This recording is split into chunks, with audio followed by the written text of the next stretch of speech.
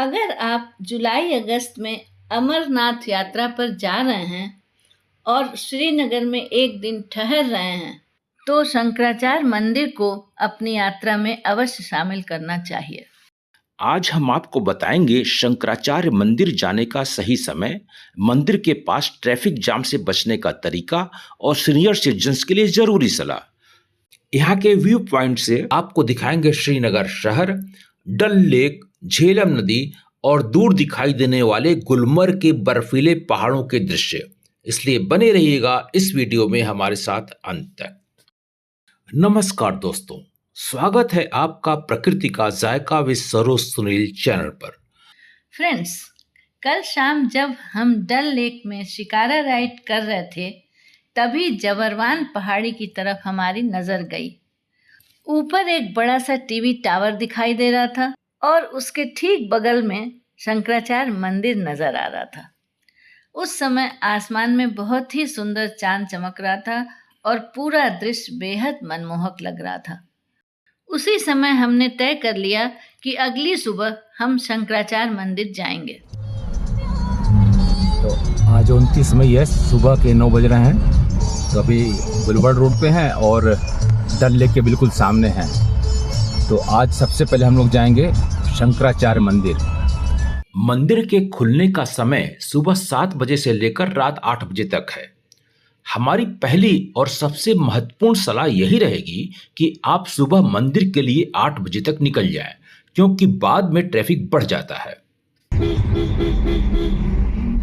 सूर्योदय या सूर्यास्त के समय मंदिर दर्शन का अनुभव सबसे शानदार रहता है, लेकिन क्योंकि शाम को बुलवर्ड रोड पर ट्रैफिक ज्यादा होता है, इसलिए सुबह का समय ही बेस्ट है।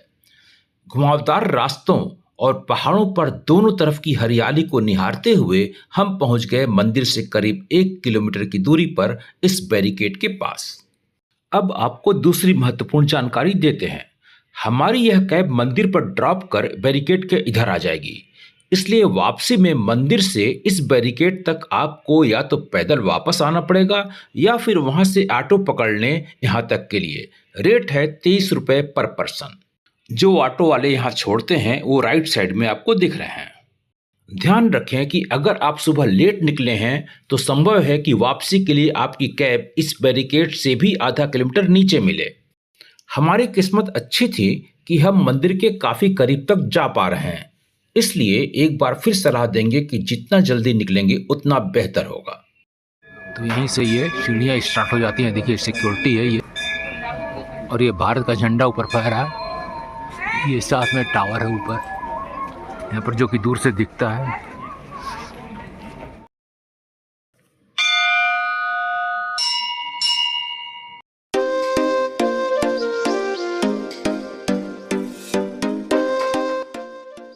अब शुरू होती है मंदिर तक पहुंचने की असली यात्रा।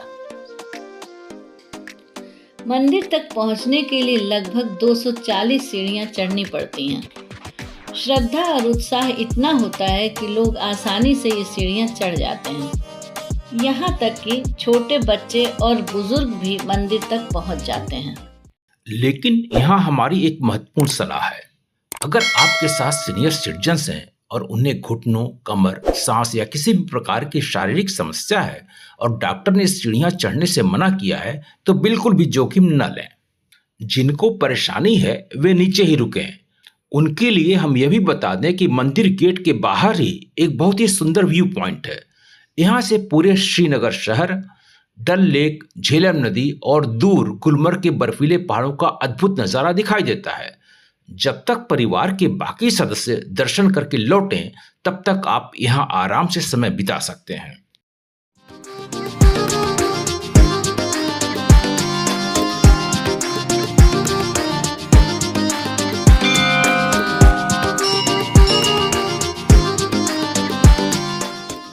सीढ़ियां चढ़ते हुए बीच बीच में रेस्ट करने की व्यवस्था भी है।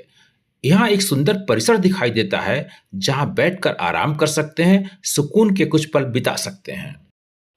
यह मंदिर भारत के सबसे प्राचीन मंदिरों में से एक माना जाता है।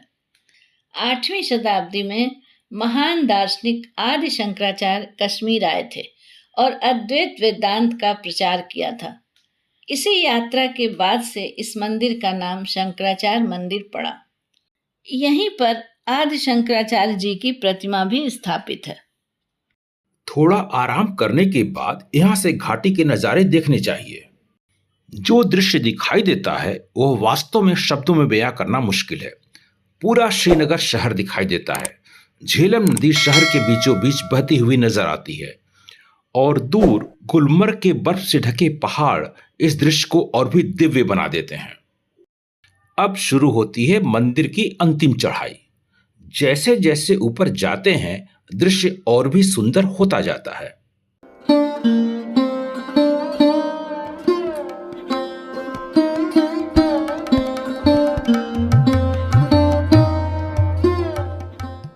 मंदिर के गर्भगृह में भगवान शिव का पवित्र शिवलिंग स्थापित है। यह मंदिर अमरनाथ यात्रा के प्रमुख पड़ाव में से एक है। हर साल पवित्र छड़ी मुबारक को यहाँ दर्शन के लिए लाया जाता है। कश्मीरी पंडितों के लिए यह पावन स्थलों में से एक है और यहाँ महाशिवरात्रि का त्योहार बहुत उत्साह के साथ मनाया जाता है। इस स्थान से श्रीनगर शहर का दृश्य और पास का टीवी टावर बहुत ही साफ दिखाई देता है। मंदिर की परिक्रमा करते हुए आप 360 डिग्री का शानदार पैनोरामिक व्यू ले सकते हैं। मंदिर के पास ही शंकराचार्य जी का तपस्या स्थल है। यह एक छोटी सी गुफा में है। मान्यता यह है कि आदि शंकराचार्य ने यहाँ काफी समय तक ध्यान किया था। पास में ही गौरी कुंड भी है। यहाँ जाने का रास्ता काफी ऊबड़ खाबड़ है, इसलिए कम लोग ही जाते हैं। अगर आपके पास समय है और संकरे रास्ते पर चल सकते हैं तभी वहां जाइए। मंदिर में दर्शन करने के बाद आप धीरे धीरे नीचे उतरिए, लेकिन गेट के पास ठहरिए। यहाँ एक व्यू पॉइंट है जो मंदिर गेट के ठीक पहले वापसी में लौटते समय राइट साइड में पड़ता है।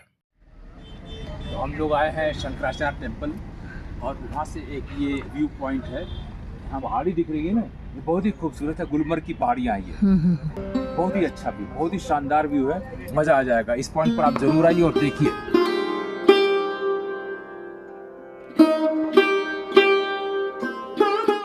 वापसी में कैब में बैठने के बाद लगभग 300-400 मीटर आगे अब लेफ्ट साइड में एक व्यू पॉइंट आता है। यहाँ एक छोटी सी हट बनी हुई है। फोटोग्राफी के लिए भी यह एक अच्छी जगह है। यहाँ दूसरे साइड का व्यू आ रहा है। सामने दिख रहा है हरि पर्वत। अब हम नीचे उतरकर उसी डल लेक के किनारे पहुंच चुके हैं जिसे हम अभी तक ऊपर से देख रहे थे। अगर वीडियो में दी गई जानकारी आपको अच्छी लगी हो तो वीडियो को लाइक करें, चैनल को सब्सक्राइब करें और अपने परिवार और मित्रों के साथ जरूर शेयर करें। मिलते हैं अगले वीडियो में, तब तक के लिए नमस्कार।